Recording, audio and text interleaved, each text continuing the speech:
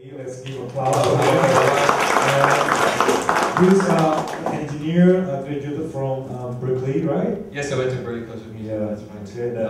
I'm actually just saying something. I'm not quite sure what was already covered. I don't want to talk about the same stuff. No problem. But other stuff.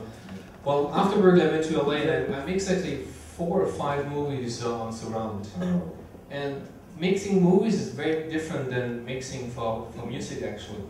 In music, for film, you have a setup, and you can guarantee that the listeners who are listening back has the same setup than the way you're mixing it.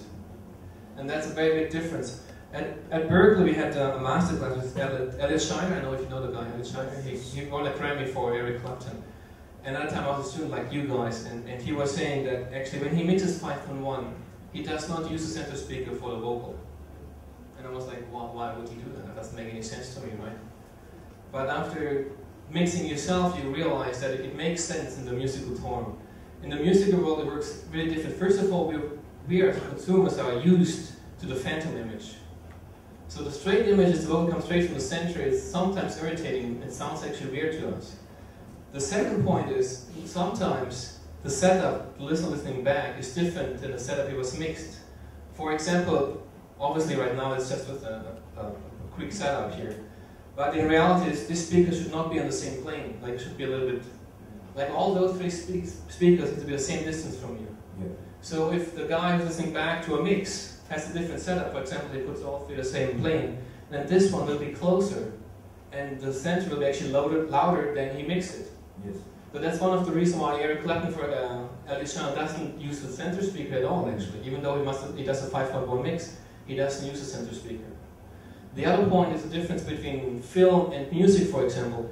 In film, if you look in a theater, right, you see all those speakers on top, left and right, right? They go all the way.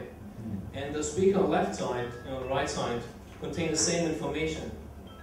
So right now we have like one left and one right, right?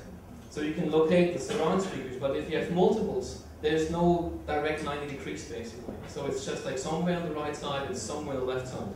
So it's not possible with 5.1 for film to really get a straight location for the left side and for the right side. Which in music, it's a kind of possible, but then in the music world, you don't really need the left right. It kind of sounds awkward if you look to any kind of rock music and the bass guitar comes from the left back side. It just sounds really awkward. So if you do mixing for music, it's actually, the surround mostly it's the reverb. And that's, you need a plugin basically to create a nice surround reverb, 5.1 reverb. Some techno, they have a kind of weird mixing sometimes and use all the instruments all over the place with electric sound, which sounds very interesting, but as soon as you come to real music, any classical music, the surround speakers are really more supporting to create the image of the room, not so much for the mix. And the mix itself in surround music, it's very similar, just placement. You have just one more speaker in the middle and you have to be careful with the center speaker again, because most likely the guy who's listening back has a different setup than when you're mixing it. That's a very, very big thing to consider when you mix and surround. Coming back to the Adam speakers, because they're from Germany.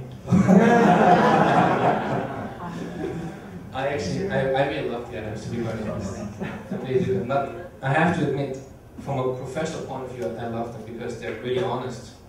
When you mix with Adams, you get honest feedback. There are other loudspeakers that are not honest. In a sense that sometimes you start mixing your music and it sounds awesome. You turn it up, you have like this good bass and it rocks and you go, wow, you did a mix, right? And you listen back on your car and you're like, oh, what is that? It's just not honest, but those speakers are plain honest and sometimes they're too honest because you do this mix and you go to the other speakers and you go like, oh man, what did I do here? So that's the Adams, you know, if you make it sound good on the Adams, it most likely will translate to a lot of other speakers. Yeah, buy Adams. Thank you.